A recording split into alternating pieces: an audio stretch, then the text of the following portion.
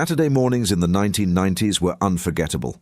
Kids across the world tuned in to their favorite cartoons, diving into adventures with superheroes, robots, and Ninja Turtles. But among all the iconic shows, one stood out by daring to bring the world of James Bond to a new audience. This is James Bond Jr., an animated series that reimagined the excitement of espionage, larger-than-life villains, and thrilling adventures for younger viewers.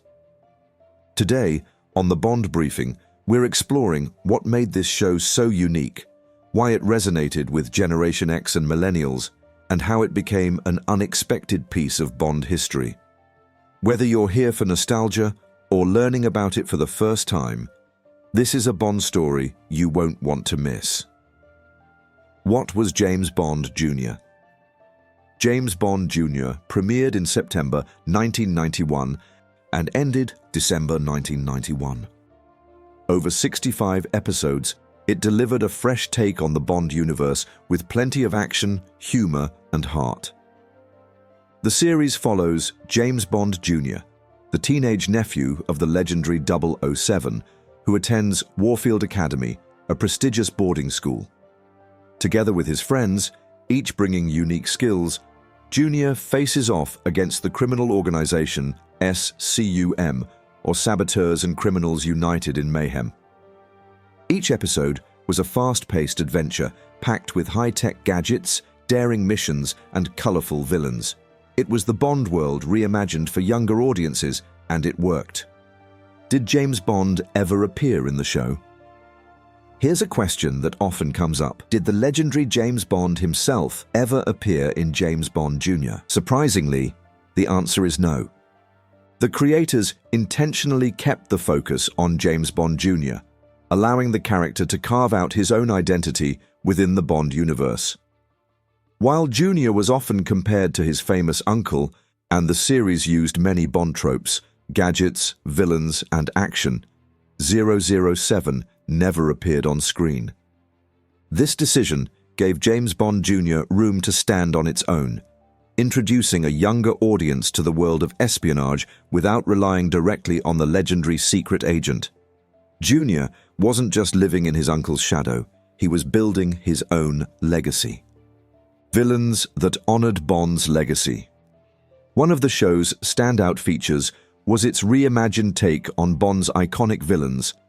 Characters like Dr. No and Jaws returned in animated form, giving fans a playful connection to the Bond films. Dr. No was portrayed as a tech-savvy criminal mastermind, while Jaws maintained his menacing presence with his signature metal teeth.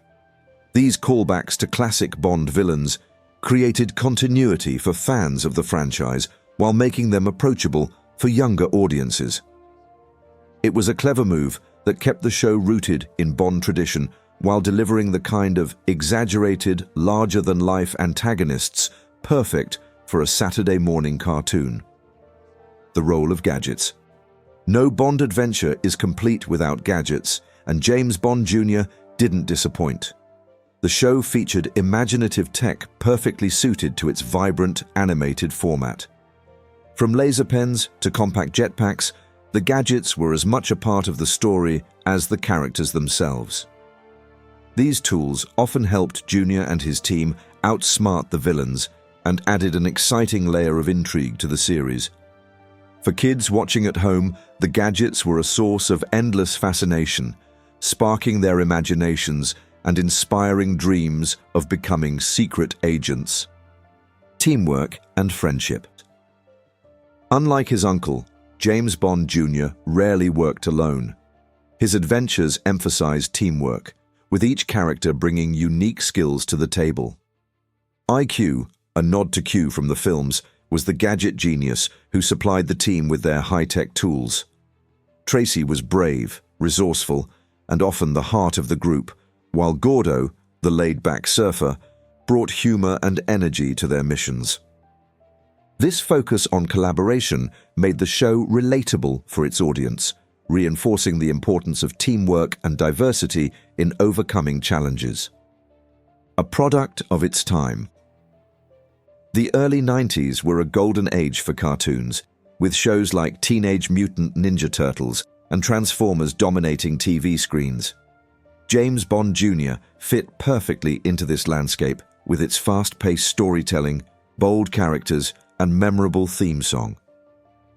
But it wasn't just another cartoon. It reflected the optimism and fascination with technology that defined the era, blending the timeless appeal of Bond with the vibrant energy of the 90s. Merchandising and cultural impact. James Bond Jr. wasn't just a TV series, it was a brand. The show inspired a line of action figures, video games, and other merchandise that brought its adventures into kids' homes. For many viewers, these products were their gateway into the Bond universe, creating a deeper connection to the world of espionage and adventure. Filling a gap in the Bond franchise. James Bond Jr. premiered during a transitional time for the Bond franchise. After Timothy Dalton's License to Kill in 1989, there was a 6-year gap before Pierce Brosnan's GoldenEye. During this hiatus, the show introduced a new generation to the Bond universe, keeping the legacy alive and relevant for younger fans. Why James Bond Jr. still matters.